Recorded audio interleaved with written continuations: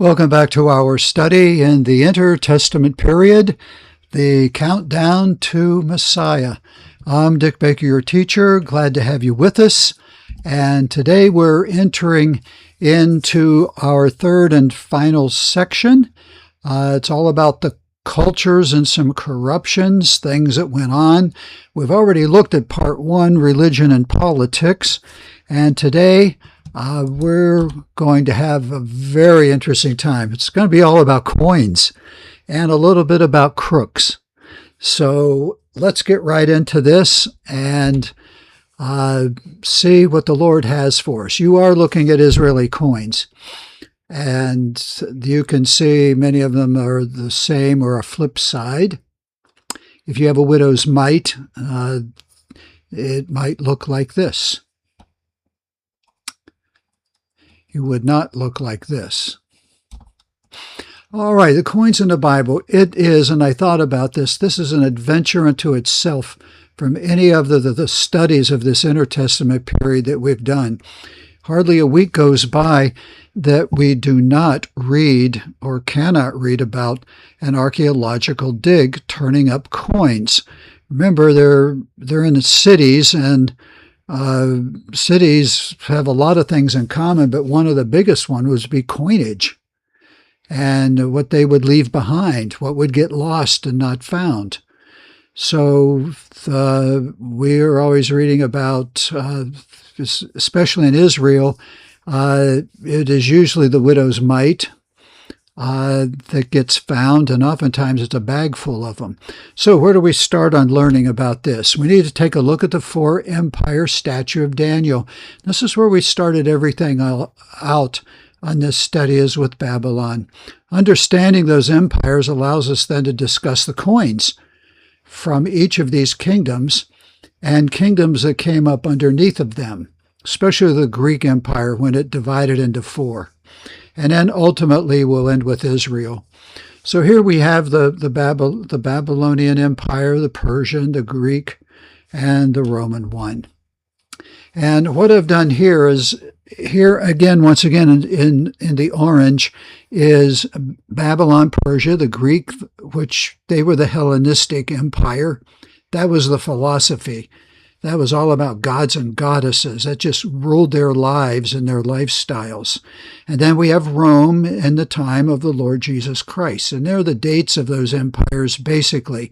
Now, under the Greek Empire, because Alexander the Great died after 10 years, roughly, his four generals were able to break up the empire. And it was the Ptolemies grabbed the Egyptian, northern Africa, and up into like Israel. And then it was the Seleucids that had the biggest share of it. They had north of Israel and then all the way over to Babylon and beyond that. And the other two do not matter. Following those empires, they sort of bled into the Hasmonean, the Maccabean empires. And the Maccabean revolt, and then into the Hasmonean Empire. I sort of typed these in reverse. And it was out of the Hasmoneans that the Romans eventually, because there was rebellion, that Ptolemy literally, or rather Pompey, General Pompey, just put a squash to it and said, that's it, no more self-rule. And Israel belonged to Rome. As we look at Babylon, we're going to go quickly. There were no coins made, but the Babylonians used weights. And perhaps the best way of illustrating this, these are weights, but if you recall, think of the miners with the gold rush and the silver rushes that went on in the late 1800s, 1900s. And they had what they would do is they would have counterweights, and we can think in pounds and ounces. And those little counterweights would be put on one side of the scale, and then they'd weigh the silver, and they would get the silver to balance with that, and that would be the value of that. They would weigh what it was, and so that would be the value of that silver, and they could get goods But with Babylon, you can only get goods. Trade it for food, so you could trade it for slaves, etc. There was not coinage that represented wealth, and that was wealth itself. So do you sort of see how it was? If you drop to Persia, here's Darius the First. Here's coinage from him, gold. Picture of him. And the flip side, the Persian used weight stones also. Here's King Darius, and this is one of the Persian weight stones. And on it, it says this: I am Darius, the great king, king of kings, king of all nations, king of this earth, the son of Hystaspes and Arachmenid. And that inscription is on there, and this came from the treasury of Persepolis. That's where you can actually see that today. It's in the museum there. Remember, Persepolis was built by Cyrus and the Persian Empire. That was their model city. That's where all the arts were to be displayed, all the museums, the wealth of the nation was on display in that city. Then we get to the Greek and the Hellenists, and we knew that Ptolemy ruled in Egypt. And this is Ptolemy II. He was the one that was petitioned to build the library at Alexandria, and then a whole lot more after that. And of course, the goal was to get one copy of everything that was written in the world. And they went at it. Now, here's some of the coinage now that they have. And notice the little holes in the middle.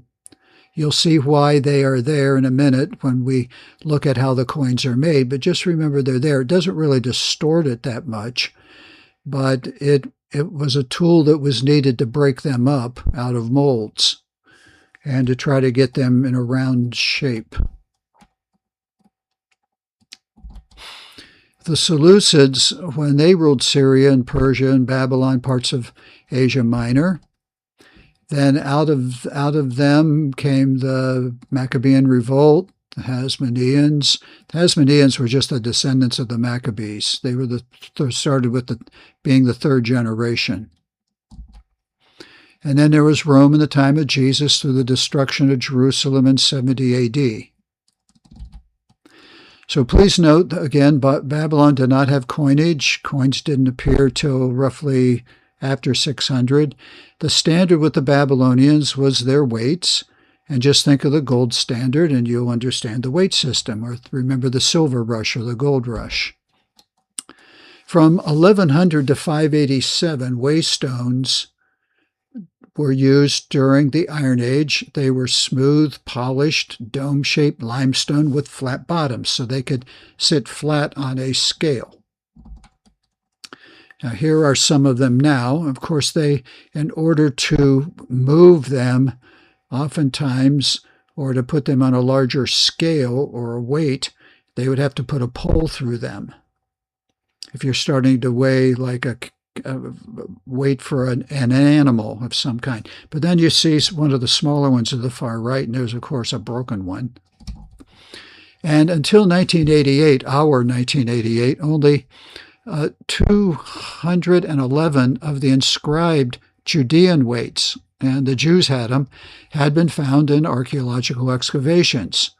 More than half came from Jerusalem and its surroundings, 76 of them. Then Lachish had them, and then Arad had them. And these were places that also had mints that were making coins.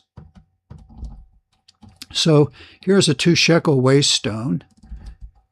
And a shekel could be a value of a coin, but it also could be a weight. And this weighed 22.8 grams. It's small. Keep that in mind. 31.1 grams equals 1 ounce of weight for our coinage. So it was not very big, but it's Judean. And here's a set of 5 inscribed Hebrew weight stones. And that's what it says on it. It says 8 shekels, 1 shekel, 1 nesif, 1 pim, and 1 bequah. Those what they were, and they would put them on the scale. Today, as I said, we have basically 31.1 grams as an ounce. In 701 BC, 8 Hebrew weight stones were excavated in Lachish in stratum 2. That would be the second layer of the excavation, of the levels of excavation. And from there, out of that stratum, and this was all found in 1968 to 70, they found a juglet, or a jug, and they found within it a whole bunch of bullae, 17 of them. These are weight stones. You could pour them out, and on them they had what they were. Now, the ostraca was like that jug. Oftentimes, the larger ones, they were used to bury the organs of people that have died. 4 stones were 8 shekels, the other 4 were 4, and they were just different things. And it mentions Sheba, and that was one of the places that they made these things in Isaiah 22. 378 before Christ, the first usage of coins in Israel. Now, this is where everybody gets excited and it gets interesting. Jesus identified the 3 metals used for coins as money. In Matthew 10:9, he said this, "Do not," to his disciples, he was sending them out 2 by 2, "do not acquire gold or silver or copper for your money belts." So the coins were made of just that. Jesus said, don't take money with you. Since coins were produced by kings and rulers, the coins often had their image on them. Here's a few examples. Matthew 22, "And he said to them, 'Whose likeness and inscription is this?' And they said to him, 'Caesar's.'" Okay, Caesar's is on the coin. "Then he said to them, 'Then render to Caesar the things that are Caesar's, and and to God the things that are God's.'" Jewish coins would use palm leaves, sunbursts, or other symbols in place of an image of a ruler. The reason for doing this was putting an image of a human on them was considered idolatry, and breaking you'll have no other gods before me, no idols. And that was considered that. If you look at what is found in Jewish cities from the Bible times that were dug up, you will not find any statues of men, none whatsoever. Coins were made by pouring molten metal into flan molds. When cool, each blank flan would be punched in a set of metal dies that had the image of the obverse. That's the front heads, and the reverse, which is the back tails, heads and tails, sides of the coin. Some coins were poured in straps and would have to be cut apart from each other before use. All right, now here are the crooks. They really aren't. But counterfeit coins did exist. But unlike today, they were accepted and circulated as long as they were believed or accepted to be gold, silver, or bronze. And they had to have that specific weight equal to the official coin. Just like the gold rush days, the value was tied to the weight of the metal. Currencies other than metals did include livestock and land, and human slaves were valued at 10, 20, or 30 shekels of silver. Now, I put those on there for this. If you go back to Genesis, Joseph was sold for 10 shekels of silver into bondage into Egypt. Yes, the one who rose to the number 2 position. All right, later on in the Old Testament, a slave was valued at 20.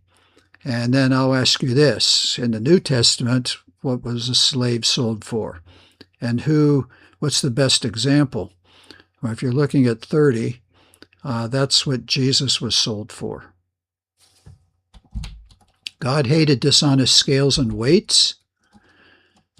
Here's a good set of scales that have been dug up and the weights to it. They need to be honest. Can I justify wicked scales and a bag of deceptive weights? Like the Lord said, Micah spoke. You shall not have in your bag differing weights, or large and a small. So meaning, say you don't put a large one on there or a small one when you shouldn't. You shall not have in your house differing measures, a large and a small. You shall have a full and just weight. You shall have a full and just measure, that your days may be prolonged in the land which the Lord your God gives you. Being honest. A false balance is an abomination to the Lord, but a just weight is his delight. If I have walked with falsehood, and my foot has hastened after deceit, let him weigh me with accurate scales, and let God know my integrity. Job spoke that. So, where were the coins made? Where'd they come from? Okay, from the Persian Empire, starting with them, down to the Greeks, and through into Israel, and through the Roman Empire, a good chunk of it. These were the mints. These were the cities that cast and made these stones. Now look at them. You'll see a lot of famous ones, and I'm going to comment on them. Jerusalem is down towards the bottom. You perhaps can see a little bit of Gaza that's off of the screen. But you can see the Israeli mints as a list, and then there are other mints that were around and different places. Paphos, like the Isle of Paphos, Rome. Those were some of the others, but there was an equal amount in Israel. Why? Because Israel was on all the trade routes, up over the Fertile Crescent and down through them and onto Egypt. People coming, sailing from the Europe places like Cyprus, the islands, and the Greek islands and Greece itself. They would come into these ports, and the big ports, the big minter was Tyre, because that was the place that they would come, and it was huge. Jerusalem was big also, because of the amount. That's where Jews were supposed to come a few times a year. Okay, so how were they made? And this is where we'll wrap it up. We're not far from ending, but we'll make this very interesting. Again, coins are made from what metals? Yes, gold, silver, and bronze. Okay, now the metals would be heated until molten and then poured into the molds to create blank coin flans. So what they would do is they would pour them in there, front and back, and they were just making blanks, is what they were doing. And already you see a hole on the one on the right-hand side. But I call your attention to the one, and I'll just say that the inside A gets just pictured as a book that would close. But what happens is that it would be closed and would be held together, and they would pour down the center, and there would be a big break. We'll see a side view in a minute. And the molten lava would just, as you poured it down, it would work its way in the mold itself. And you can see the yellow arrows going from left to right. Now, if you look below the second yellow arrow where there isn't any, look at what's been cut out of the stone. These just basically are stone things. Those are how many coins they're going to make. But notice also that between the coins are connected. They will be connected. If you look down below in the pictures of them, there isn't a circle and then an inch difference in that. So what they're making is a long strip of them, and they'll have to be disconnected. And we already mentioned that before. Okay, you'll hear it again. The two sides of the mold would be put together. Notice the grooves at the top of each half of the mold. Okay, so do you see those grooves on the left, on which we'd say is the flat side, but on the right side of A, you see those little grooves right there. Okay, that opened it up so that could be poured down through there. Molten metal is poured in these grooves on the top, and the metal would flow by gravity to the bottom. All right, now this would be here's a top view and or a side view. You're looking at the bottom on the right, and you're looking at the side. You see the little grooves? Look like teeth, but there are the grooves that go. We're looking from this side and looking in through the molds. And this is a strap coin mold maker, and they dug it up at Khirbet Rafi. Once the metal cooled, they removed the strips of the coin flans. Okay, a whole strip of them. Keep that in mind. All right, now, flan blank dimples. Those little holes aren't totally holes. They're just dimples. A rotary tool, very much like today's modern flat wood drill bit, was used to drill out the mold so that the coins could be created. The result was little dimples on the flan blanks. Okay, so here they are. They would pull these coins out of there. The one on the left does not have the coins connected. They have a little difference in between. But you can see what they've put is one of today a modern drill bit and a little the cutter, a thing that would go around a drill. But what they would have in the days of Israel and the other days, they had a tool. So let me read first, and then you're going to see the tool. The center punch mark holes. Okay, coins are sometimes planed with a rotary tool that looks much like a flat wood bit. It was used to smooth one or both sides of the flan, to remove dross and little ridges and give the flan a bit of polish. All right, the flan is the blank coin. So here this is called the Solomon tool. Evidently, Solomon thought up something like this, and they still use it today.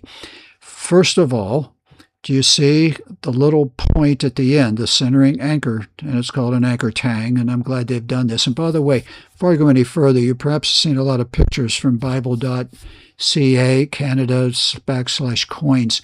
These folks, go to their website.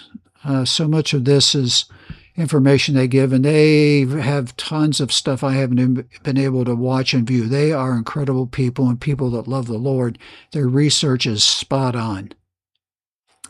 But so what they would do is they would just take this and stand this and grab hold of the handle and stand it on end. And do you see how the bottom of this tool is it is arched. It's cutters. You see the pointed ends? Well, that fits the coin exactly. So what they do is they set that thing down into the hole, or they make the hole in the center, and then they just move this around the coin. And what it does is it takes off extra metal, loose metal, before it's totally dry, and tries to smooth out the sides as much as possible, making it round. That's what they're wanting to do with this. The result, of course, was a little hole in the coin, and the center of the tang of the polishing drill anchored itself into the coin. Contrary to first appearance, these center punch marks are not made by center punching the coin after they were in circulation, meaning after the coins were out, somebody marked them. The center hole was on the blank flan before it was hammered in the dies. These holes are common in the Seleucid coins. And of course, they never would detract from their value, and they're not defects. Might be if they didn't have them, their value, if you're a coin collector today. There were a set of 2 dies made from iron, and the blank coin flan would be placed in the bottom die, which was on a large, stable rock. Okay, so look at the hammer on the top. All right, now the coin die is right below it, and then the flan is below. Now, if these coins were attached before the metal dried, they would know exactly when to do this. At the bottom of the die, which you see the picture at the front of this yellow arrow, not at the arrow point. The arrow point's pointing to the bottom. So we're looking at the bottom of the tool die. This was made and this was engraved.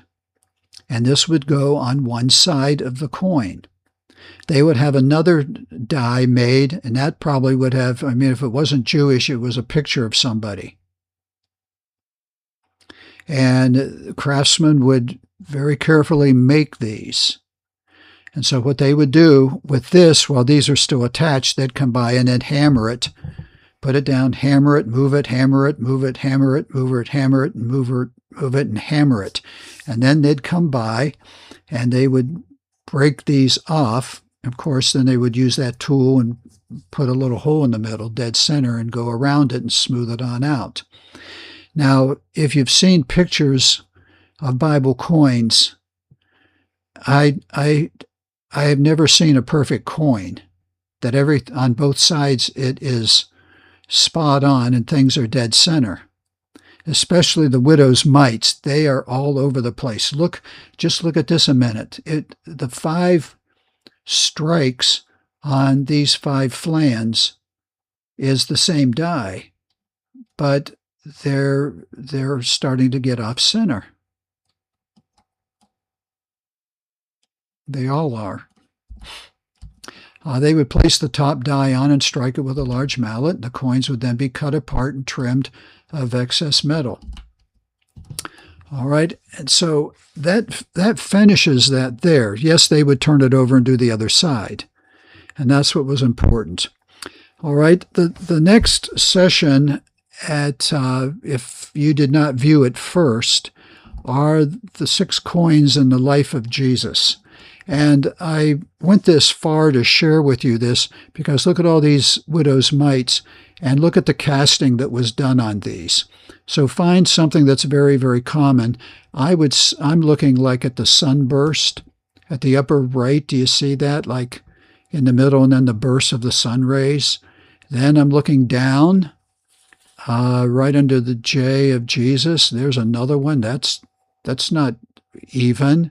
And so many of these, you can see that they didn't even get to trim off the metal that connected, that if the coins were not actually connected to each other, if it had like a space for the metal to flow in between coins, that they didn't even get that off.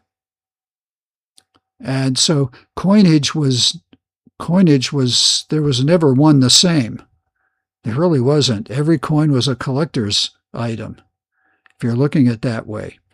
So if you can pick off some other things and try to compare them, that's what you'll see in them. They make a real difference. Hey, I want to thank you for tuning in. I'm just scratching the surface of this, of the reality of all these coins and what goes on. And I can tell you this, if you're ever interested in Bible coins, find a local coin dealer, one that's rather big. Okay, they buy gold and silver and they buy jewelry and things like that.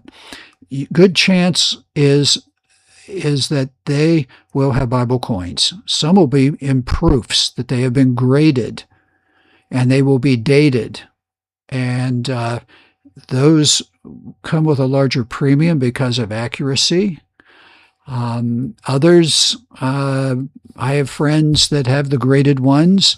And if I go into their store right now, there's just like a shoebox sitting on a counter with a lot of other stuff, and in the bottom is a whole bunch of widow's mites.